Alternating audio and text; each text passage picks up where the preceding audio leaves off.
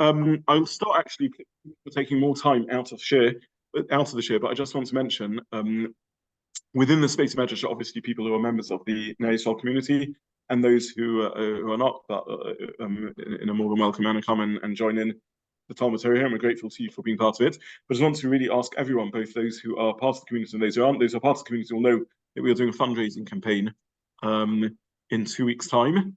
Those who are not part of the community may not be aware of that, but you are aware of the Torah and Tefillah and constant buzz and hub of activity that takes place here.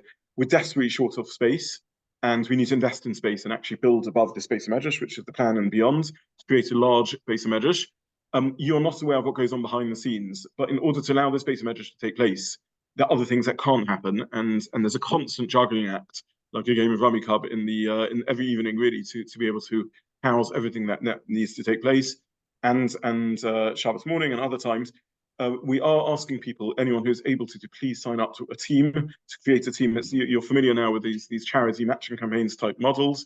I will post on the WhatsApp group a link to set up a team, but please do set up a team and help us with this project. That will allow you a really, really easy, it's a useful technology, to allow you a really easy way to approach friends and family to ask them to help this, and will allow us for every pound that's given to double that with the generous help of the matches that we have.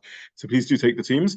In a sense, actually, if you're a little removed from the community, you add and can do an additional degree of help for us, because you can approach people who otherwise wouldn't naturally be approached. So obviously people directly within Henson are going to be bombarded, please God, with requests for donations.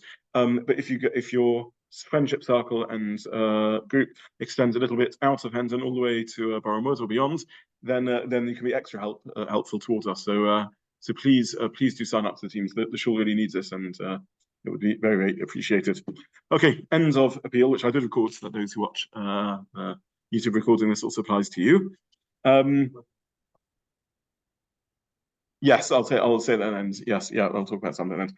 Okay, let's learn the Gemara. I want a little bit of Chazara on the sugya of Omer of Nachman Hani Livni Deshtuyim Ibinyana Charlotte Salim the Chazim Izgalai.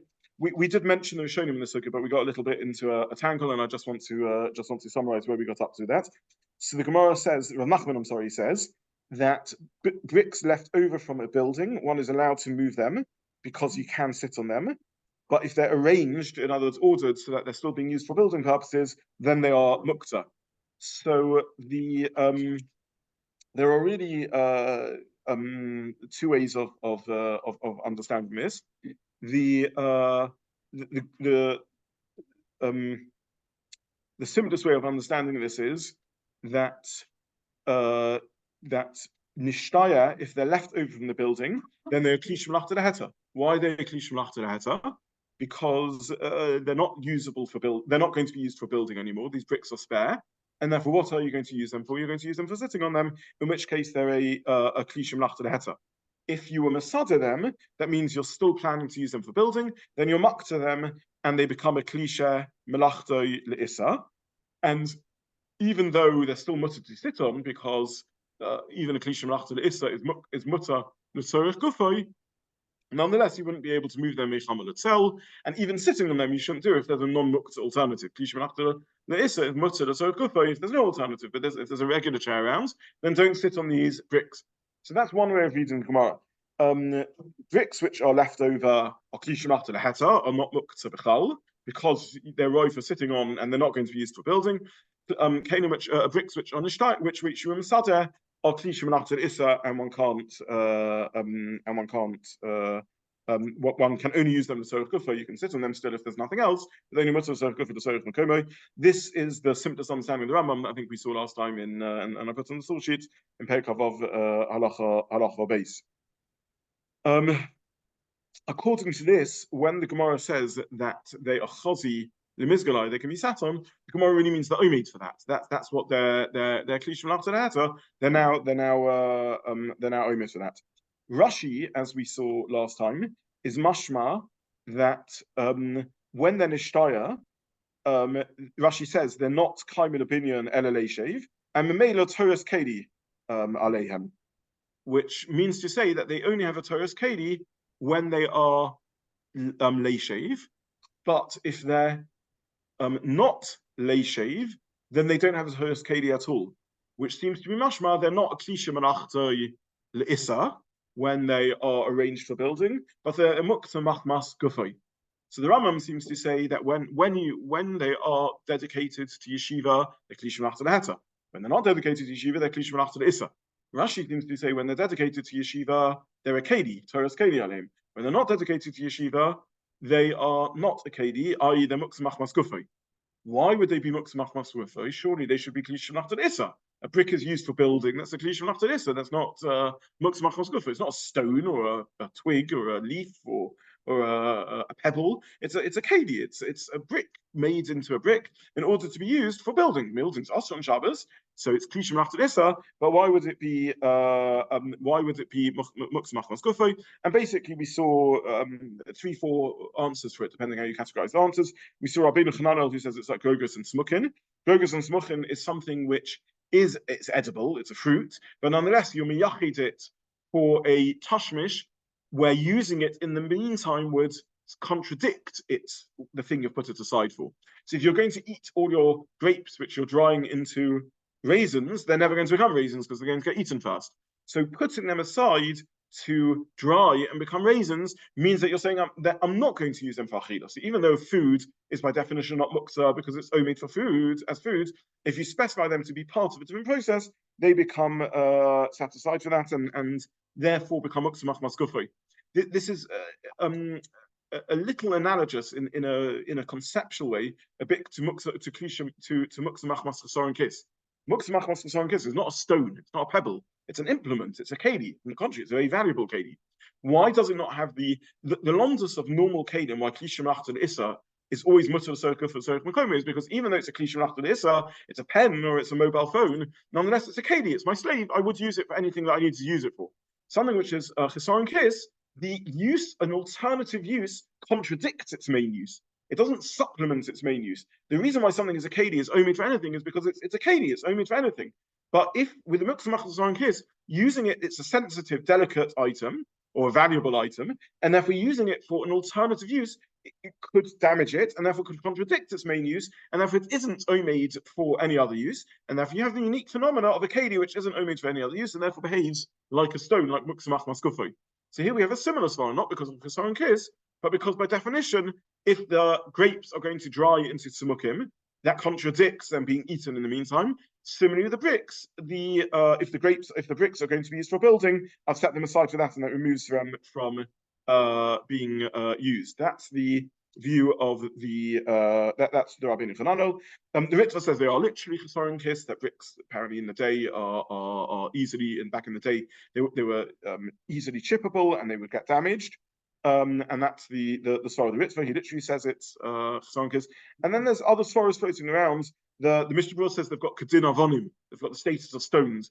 Seems the Mishna is saying is that a brick is a man-made stone. What is a brick after all? It's a stone. It's a fancy stone. It's a stone that a human has made to shape into a useful shape, the shape of a brick. But nonetheless, it's a stone. A stone isn't a use. I think the Mishna is saying as far. I think he's saying you don't use stones as a keli, as an implement to do things that you need. Stones are used to be as a stone. They just exist, and therefore this wouldn't make it into a keli. It removes it from a keli. The yichud, I'll come to a moment. The yichud of a stone to be for a binyan, it removes it from the category of a keli, in which case we have a very beautiful reading of the sugya, that the chiddush of the first part of the sugya is that what you have here is a synthetic stone, a man-made stone. That's what you have over here. So mitzad echad, it's a stone. The whole time it's made for binyan, it's muktza machmas gufay because it's not a keli. On the other hand, it is a man-made object, a human-made object to be my slave, to be my servant. And therefore, as soon as it ceases to be Omed Lebinyan, because I've finished my building project and it's now come to a moment that's now left over, it flips back to being a keli, and therefore it's miyuchad for yeshiva. So a stone that's lying as a pebble of rubble in the ground, the fact that it's usable to sit on doesn't make it not muktza on Shabbos. You can sit on anything. It doesn't make it not muktza on Shabbos because it's just a stone. There's nothing special about the stone. A brick hovers between the two. It's human-made, it's man-made, it's miyuchad for my use in a sense, but not for using, but for being a stone. So kol zaman that it's still usable as a brick, still set aside to be used as a brick, it's muktza machmas gufay. the chiddush of the Gemara is as soon as it's nishtaya, it automatically flips back into ceasing to be Muktza, because ultimately it's a manufactured, man-made object, which is there as my servant, Omid Fishtamshus, and therefore wouldn't be Muktza. There's a little bit of a discussion about these bricks which are left over. Does the Gemara mean to say automatically they're meyuchad for yeshiva and therefore cease to be Muktza? Or does the Gemara say that if you have machshava and intention, you can be miyachadim for Muktza? I'm not going to go into that machlokas. All I would say is that the simplest reading in the Gemara is that the Gemara says it's automatic. The Gemara doesn't say it's talking about where you had in mind machshava, I want these to be used for yeshiva. The Gemara seems to say it's automatically omid for yeshiva. So we now have a beautiful reading in the Gemara. Why is it automatically omid for yeshiva? It's Muktza normally. The answer is because it's still a manufactured thing, it's still a man-made thing, and therefore it automatically becomes miyuchad for hishtamshus. How likely is it I sit in it? Maybe no more likely than sitting on a stone or a tree log, but nonetheless, it's made to serve me, and therefore, as soon as it's no longer usable as a building brick, as a building stone, it ceases to be mukta. Yeah. When I was thinking about this, what the conceptual machloket must be between Rashi and Rambam, I came up with something which I think may even explain Mishna Brura, although his lashon isn't precisely the way I'm thinking. But when we had the sort of farmwood figure, we talked about the difference between a kli and sort of consumables. That a kli is something that you use, and when it's there for its purpose, you still have the kli, and it can do the same thing again. The consumable, once it's done, you've burnt it, it's used, and that maybe a brick, according to Rashi, a brick, once it's used, it's in the wall, it's not a brick anymore, and it's been used up. Whereas Rambam thinks actually it's still a brick, it's a brick in a wall, but if you wanted to, you could knock the wall down and repurpose that brick for any use whatsoever. And that might be what actually, so when the Shiur says ka'avanim, he doesn't mean just ka'avanim as in it's literally like a stone, he just means it's got the same status as avanim because it's a consumable like firewood. So I think the svara you're saying that it's a consumable and therefore using it for something else contradicts its primary use is the Grogus and Smukim svara, is the of Rabbi Hananel, is the Ritva of Chesaron Kiss. I think that's a good svara. I think the Mishmura meant that he would have said that. Saying Ka'avonim is a very poor way of saying a consumable, and Evan's not a consumable. So I want to take the Mishmura on face value, saying he's saying a different svara. Ka'avonim, it's like stones. And it's not difficult to understand why a brick is like a stone, because a brick is a man-made stone. That's exactly what a brick is. So rather than conflating the Mishnah and the Rabbi Hananel and the Ritva, I prefer to see it as a separate svara. So you have the Ritva who says a svara like yours, Chesaron Kiss, that's why it contradicted. The Rabbi Hananel says Grogus Smukim, it's consumable, that's why it contradicts it. And the Mishmura does not mean consumables because it's not what he says. He says Ka'avonim, and that's a different svara there. And it's not hard svara to understand. It's very glut language. I don't see a reason to sort of be stressed by the language of the Mishnah, because the Mishnah says the language he wants to say, which is that a brick is a stone. That's what a brick is. A brick is a synthetic stone. So it's a very nice svara that it makes our sugya into a beautiful sugya, because the sugya is now dealing with whenever you learn a Gemara, you sort of want to ask yourself, why is the Gemara picking in this point in time a strange scenario of sitting on bricks? And the answer is it's a very, very good thought experiment for something which on the one hand is manufactured and therefore my slave and made for any use, and on the other hand it's not a keli and therefore it doesn't have the luxury of being a klishim after this, so it becomes a good. So I'm happy to give Mr. on in where he says, yeah. In terms of that, though, in terms of the flow of the Gemara, and where the Gemara at the moment is talking about, if we sort of borrow our death of bread phrase, it's talking about death of Kelim almost. And so here it develops the opposite. Up until now, we're talking about something that was a kli that potentially stops being a kli, or at least gets downgrading the kli. And now suddenly in the middle, we're adding in, according to that reading, something that isn't a kli that's suddenly upgraded, which seems... It shares a commonality in that, in the same way as a keli, which breaks, because it's a keli, is made for even poor quality functions. Here, because it's manufactured, it's made even for the function of yeshiva, even though regular rock wouldn't be made for the function of yeshiva. That would be the commonality in the sugya. So, it's true that the flow of the sugya is about the death of Kelim, as you said, it's about Kelim 9. But what it gets to is what to do with this raw material of which the Keli is made, and to what degree does it still possess the qualities of its parent and be omid l'shtamshus, and a brick is also something manufactured, which as soon as it ceased to be omid for binyan, now is the shtamshus. And the truth is, I'm not really here in the business of lining up pros and cons of the Mishnah Brura's reading us as Rabbi Ritva. I'm just saying that your svara is a good svara in the Ritva and the Rabbi Hananel, but I think the Mishnah Brura is saying a different svara. He's saying a svara of a brick is a stone. Someone asked you what we learned today. We learned that brick is a stone. Yeah, the Mishnah Brura. Yeah. Is there a term for setting aside all the thinking? It's a yichud or haktsar even, yeah. Yeah. Okay. Let's anyway. That's why I wanted to do chazor on this because we left it a little. We did really deal with this last time, but at least for myself, I left it a little unclear. Let's move on to the next sugya, little sub sugya, which is machlokas Rav Nachman or Shmuel against Rav Nachman. So Rav Nachman's own view and the view that he brings in the name of his great Rebbe, Rav Nachman Shem Shmuel. I'll make a simple pshat comment first, and then we'll try and go with the time available a little deeper, and then we'll have to continue this again next time we learn.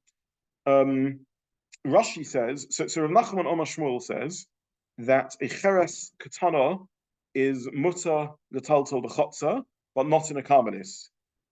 And Rav Nachman says even in a karmelis, and then we have Rava who says even a shas rabim. So the background to this is that Rav Nachman is mechadesh that even though normally there's really two svaras floating around in the sukkah that we're going to need to probe. The deeper svara, which will be probably next year, is to what degree is something that has a function fundamentally nonetheless Muktza, because in this location you can't use its function. That's really what's going on around here. So you've got something which is somewhat of a KD, but nonetheless in Rishus Harabim there's nothing to do with it, so it's not usable. Is it Muktza or is it not Muktza? And you can hear powerfully both Sadodim on a very vague level. We'll try and tidy this up. But you could say it's a KD. So how can you say it's Muktza? On the other hand, the whole point is it's got functionality. It doesn't have functionality because it's in Rishus Harabim. How to deal with that? That's the real discussion going on in the Sugya. But then you have a sub-discussion, which is the differing domains of usefulness. So a chotzer is a chotzer. It's a starting a place where people do things. That's the whole point of a chotzer. So that's Rav Nachman on a Shmuel. That's not Muktza there. Then you have Rava who goes to the opposite extreme. He says, even in Rishus Rabim, I don't care that there's the minimal stuff you can do in Rishus Rabim. Nonetheless, it's not Muktza there because it's a Kedi. And in the middle, you have Rav Nachman who says a Karmelis, yes, but Rishus Rabim, not. Why a Karmelis? A Karmelis you can't carry, and you can't carry things in a Karmelis. Surely a Karmelis has all the downsides of Rishus Rabim and none of the advantages of a Chotzer. That's the sort of smaller question I want to look at today. Next year, I want to look at the bigger question of what's the core logic of the debate between Rav Nachman and Shmuel and Rava as to whether you look fundamentally at whether it has that function or whether you look at its location and what degree location affects the Muktza status of the object. But for today, I simply want to look at what's this middle no man's land, this dusk, Ben Hashmash's territory of Karmelis, how does that affect it? Just to summarize the Halacha L'Maisa, in Torah, as far as Deraisa is concerned, you have three Rishuyas really. You have Rishus Harabim, in which you can't be Mavid Aladamas. You have Rishus HaYachid, in which you can do what you want. You can't carry from Rishus Harabim to a Rishus HaYachid. What defines Rishus Harabim? A very busy thoroughfare, however busy it has to be. What defines Rishus HaYachid? An area surrounded by mechitzas, to whatever degree it needs to be surrounded. What happens if you have an area which is open and not sufficiently surrounded by mechitzas, but is not a busy thoroughfare? And that is a Karmelis. And as far as Torah is concerned, it is a mokum patur. You're allowed to carry their Mavid Alad Amas. You can carry from Rishus HaYachid into it. You can carry from Rishus Harabim into it. It's its own domain. Chazal, to some degree or other, treated this space, this open space, which is open to the public, even though it's not busy, as a Karmelis, and effectively Drabonon made it into a quasi Rishus Harabim. That's a massive oversimplification of the first period of Shabbos that deals with Hoksal, the second period of Shabbos, and Erevin. But for our purposes, all we really need to know is a Karmelis is a type of Rishus Harabim Drabonon, effectively. It's got the status of Rishus Harabim Midrabonon. What is Rav Nachman's reason for saying that this Karmelis is treated like a Chotzer rather than like a Rishus Harabim? So Gary, you were waiting patiently.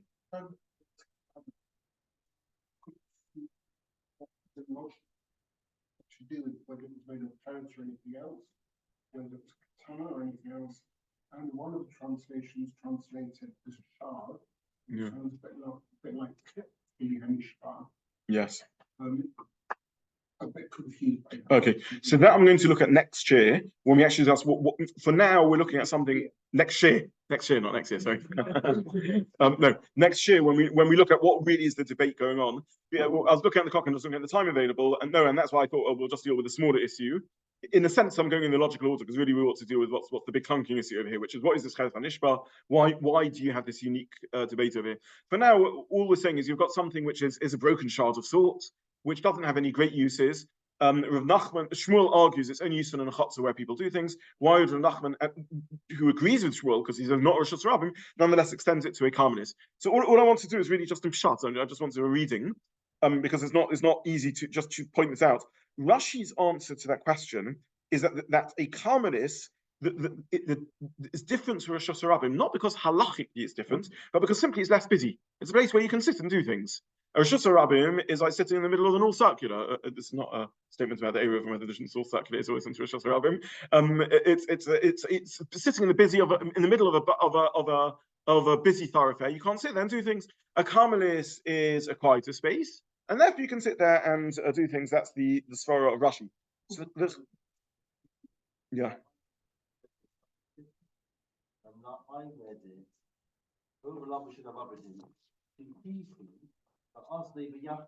It was common for people to go there and sit there. Why is it common for people to go and sit there? Because there's less people. It's not a busy place. It's less busy than Rosh Hashanah. Yeah. Okay.